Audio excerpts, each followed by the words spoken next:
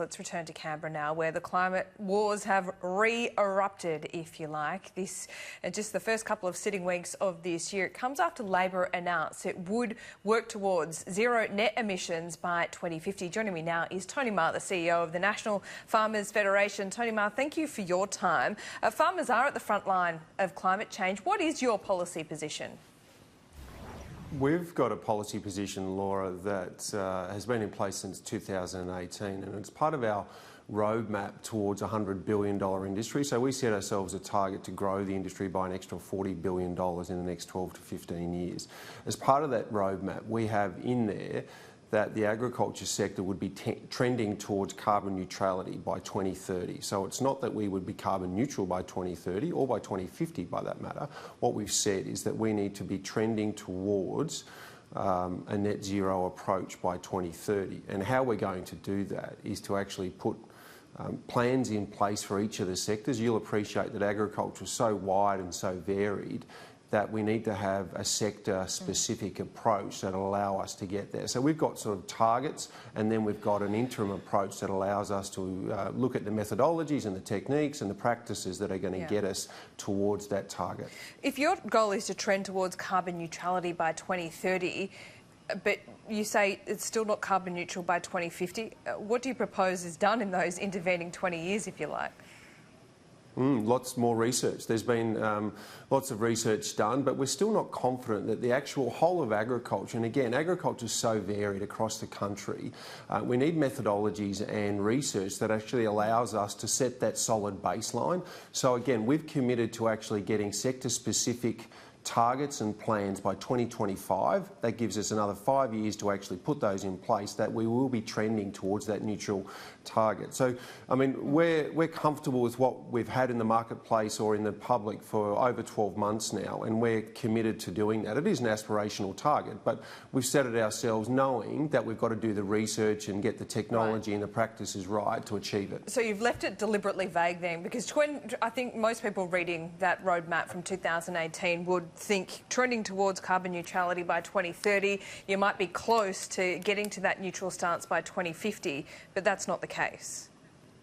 Well, it may well be. In fact, you know, it may be that we're by 2050 that we are carbon neutral. But again, we've been prudent and careful to say we'll set that target. We'll put in place stepping stones to allow us to get there, because we know agriculture is so varied. There's lots of great things that are going on in agriculture. I mean, we're around genetics and around sequestration. So there's huge opportunities for agriculture, and we want to take advantage of those things. But we've actually got to make sure that we get the science right, and we believe in the science of climate change, let me say. But we've got to, for an agricultural production system, make sure we get the methodologies right so that we can hit that target. Net zero emissions by 2050 is Labor's target. Is this in line? Is this a synergy with your policy? Well, not at the moment, because we haven't set ourselves a target of net zero by 2050. We've said that we will be trending towards carbon neutral by 2030. That's only 10 years away, you've got to appreciate. So again, it's a bit of a stretch for us, knowing that agriculture emits always a contributor of about 13% of Australia's emissions. And we are, you know, a globally competitive industry, so we're really careful about the policies and procedures that we take up. We've got a clear climate policy. Ahead of Labor, even. You're ahead of Labor in reaching that carbon neutrality. They're talking about 2050. They're not even talking about 2030 at this point. Yeah, that's right, and the words are really important here, Laura, that we are actually trending towards carbon neutrality, and we, you know, we're really careful about our words, because we know, and the last 24 hours or 48 hours has demonstrated this, that it's a contentious issue, it's a complex issue, and the views in agriculture are wide and varied. But as an industry body, the National Farmers Federation has set ourselves a target that we want to try and work towards carbon neutrality by 2030. And we need to be trending towards achieving that. Again, there's lots of opportunities for sequestration, genetics to reduce emissions from livestock. So, you know, we're on the path. Okay, so but do you support Labor's 2050 target or not? It's not our policy at the moment. In our policy, we don't have reference to being carbon neutral by 2050. But do you support Labor's stance? The Farmers Federation is very different than a political party. Yeah, that's right. We're an industry representative body and we set our policies based on what we think the membership can achieve and the contributions that they achieve. Our policy right at the moment doesn't support a carbon neutrality by 2050. It's not to say that we won't get there, but we've set our own targets. We're not a political party. We set targets for the industry and our target is to be trending towards carbon neutrality by 2030. What details do you need from Labor? Because it seems like you're leaps and bounds ahead of any policy settings. Well, we need some more detail around, and I think Anthony Albanese has said that himself. He needs to actually, consult with sectors like agriculture and transport and others to see what the social, environmental, and economic implications are going to be. It's fine to have a target, but you actually got to now backfill and see what that's going to mean for industries. In rural and regional Australia, I've got to say, over the last 5 years has absolutely struggled and has been devastated by droughts, floods and fires. So, if we're going to have these targets, we need to make sure that rural and regional Australia is, or understand what the implications are. Yeah, you've got these soft targets yourself, though, at the moment. You just laid out the goal towards 2030. So what are you doing at the moment? Yeah, working with R&D bodies like Meat and Livestock Australia, like Dairy Australia, like Grains Research and Development Corporation, who yesterday committed $250,000 to actually doing more study into these issues. So we've got good research organisations that are improving the methodologies. There's methodologies out there, but we need more methodologies to actually allow us to set the practices, and that will help inform our policy. So research is the key for agriculture. Meat and Livestock Australia that you just mentioned, they actually have an explicit target of carbon neutrality by 2030. Why isn't that achievable for the sector as a whole?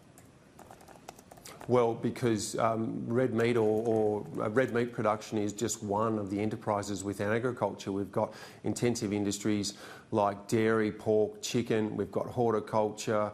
We've got wool, cotton, grains. So agriculture is just so broad and conducted across many different geographies and landscapes across the country. And that's why, Laura, it makes it so difficult with the methodologies. You can't just say, one animal emits X emissions or one production system is the same as another production system. Now, we have got some methodologies, but we need better research to actually say we can be carbon neutral by this particular date. We've had the Deputy Premier in New South Wales say 2050 target, which his state actually has as an aspirational target set in policy, would be the end of agriculture. Is that right? Yes, well, I've noted that, and that's a matter for the New South Wales state government. I mean, as you say, those political parties set their target and they can have that discussion themselves. But I'm asking you, you're at the front line of this, Tony Maher. You've got your own carbon neutrality trending target to 2030. State governments right around the country have a 2050 zero net emissions target. What do you actually support? We support, our policy is very clear and it's been in the marketplace for over 12 months now. We are wanting to be trending towards carbon neutrality by 2030. Now, Laura, I have to say that food and fibre production and reducing emissions, they're not mutually exclusive. No, but there is technology would out 2050 there. target be the end of agriculture, as has been stated by the Deputy Premier? That's a really good question, and the answer depends on the sorts of systems and practices and policies that are put in place to actually achieve that target. You can't just say we've got a target and then not understand what implications are there. So it really depends on the system. Okay, Tony Maher, thank you for your time. Thanks, Laura.